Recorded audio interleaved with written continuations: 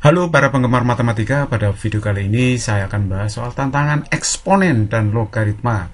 Ini ada soal-soal yang cukup menantang, eksponen dan logaritma ya. Soal nomor 1, nah seperti ini soalnya cukup seru ya. Tapi sebenarnya ini bukan soal yang susah sebenarnya ya. Coba kita lihat sekarang, kita selesaikan.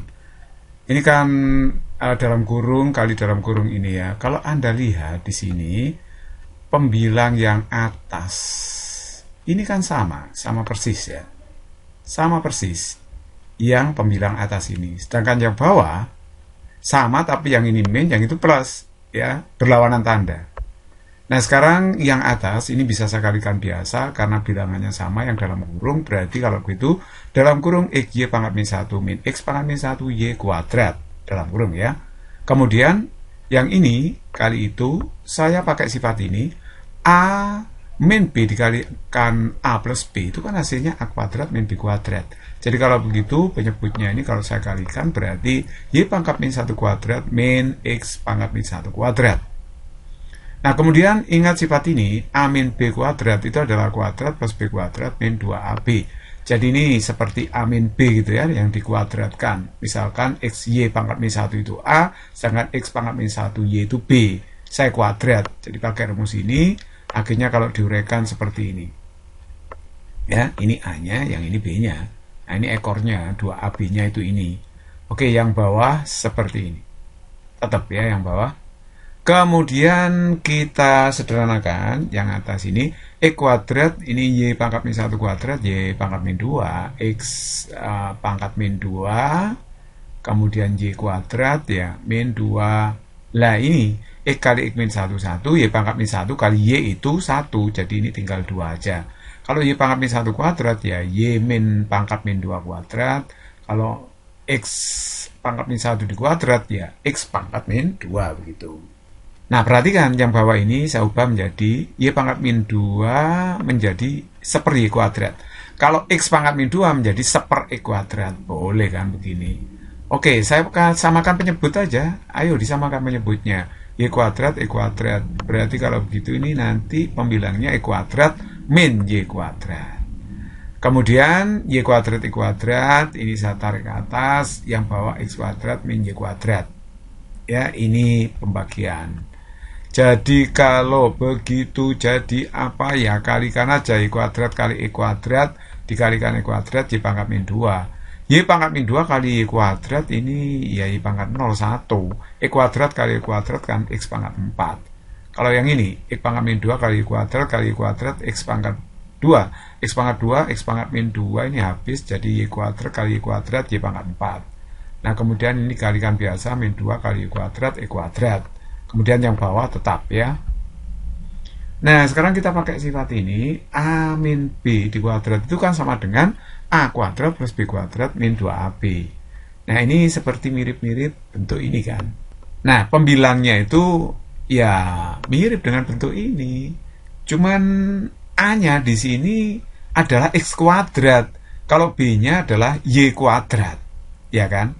Jadi kalau begitu ini bisa diubah menjadi X kuadrat min Y kuadrat dikuadratkan ya dalam kurung kuadrat ya, bentuknya seperti ini. Kalau Anda uraikan lagi ya akan menjadi seperti ini kan.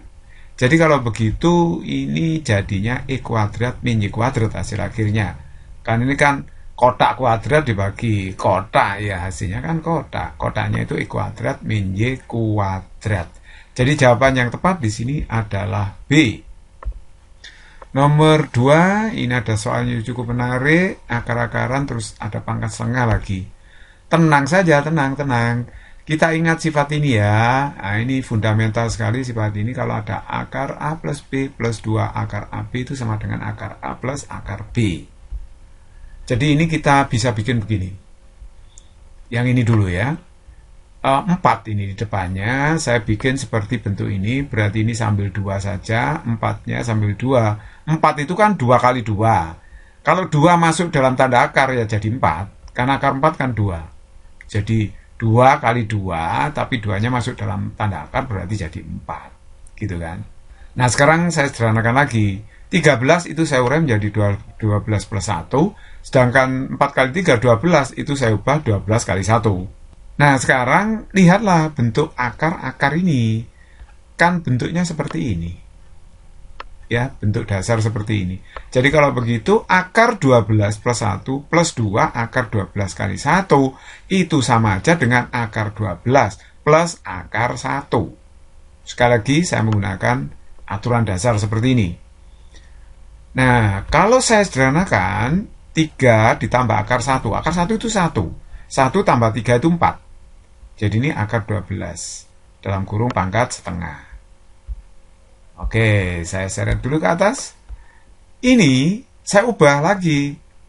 Nah, akar 12 itu kan 4 kali 3, 12 itu. Akar 4 itu 2 keluar. Jadi jadinya akar 12 itu 2 akar 3. Nah, sekarang dibawa kemana lagi? Ini saya bawa ke bentuk dasar seperti ini. Jadi kalau begitu 4 itu bisa saya ubah 3 plus 1, sedangkan 3 itu saya ubah 3 kali 1. Jadi kalau begitu ini seperti aturan yang ini ya. Jadi aturan yang seperti ini berarti A-nya di sini kan 3, B-nya 1. Jadi nanti berubah menjadi akar A plus akar B. Jadi kalau begitu ini akhirnya bisa disederhanakan yang dalam akar itu menjadi akar 3 plus akar 1. Nah akhirnya akar 1 itu 1 ditambah 1 kan 2 ya. Berarti 2 plus akar 3, pangkat setengah. Nah, ini sama aja dengan akar 2 plus akar 3. Nah, ini saya bisa bikin begini. 1/4 kali 4 itu kan 1. Ya kan 1. 1/4 kali 4 itu 1. Jadi kalau begitu ini tidak berubah bersama ini. Tetap. Ini manipulasi aja. Jadi kalau begitu ini 1/4 saya sendirikan. 4-nya saya kalikan ke dalam. 4 kali 2, 8. 4 kali akar 3 ya 4 akar 3. Nah sekarang yang di dalam kurung ini bisa saya bikin seperti ini. 4 akar 3 bisa saya tulis 2 akar 4 kali 3. Akar 4 itu 2. 2 kali 2 kan 4. Ya sama aja dengan ini manipulasi ya. Nah arahnya kemana ini? Arahnya ke sini.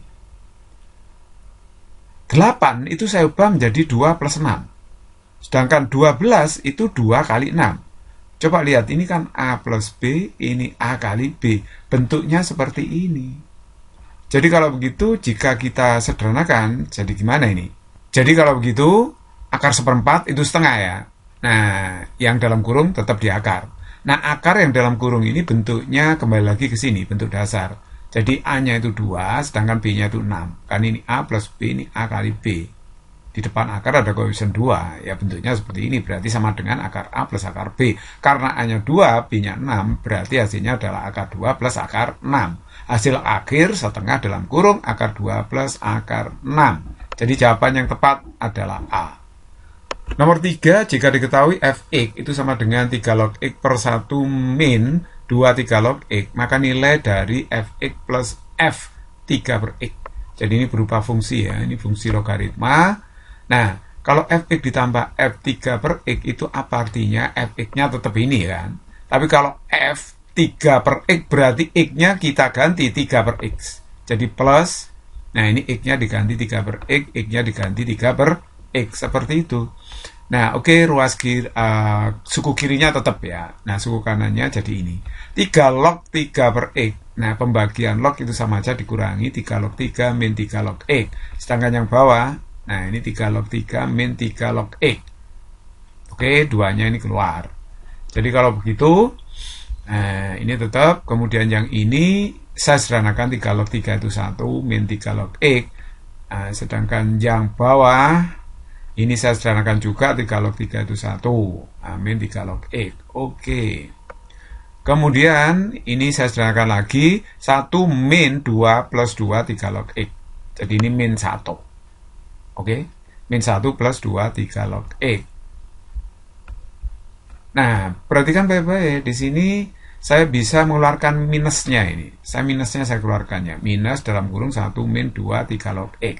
Sama aja dengan yang atas. Tapi plus dibagi min itu hasilnya min. Nah, minus di sini. Oke.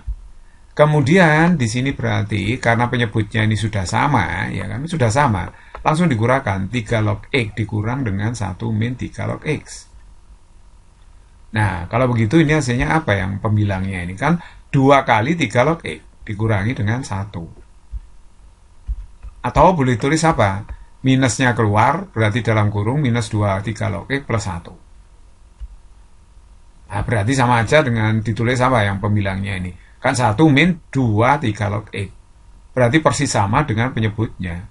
Nah, ini kalau saya bagi 1 hasilnya. Jadi hasilnya minus 1. Itulah hasil akhirnya. Nah, ternyata soal-soal yang kita kerjakan ya tidak terlalu sulit sebenarnya.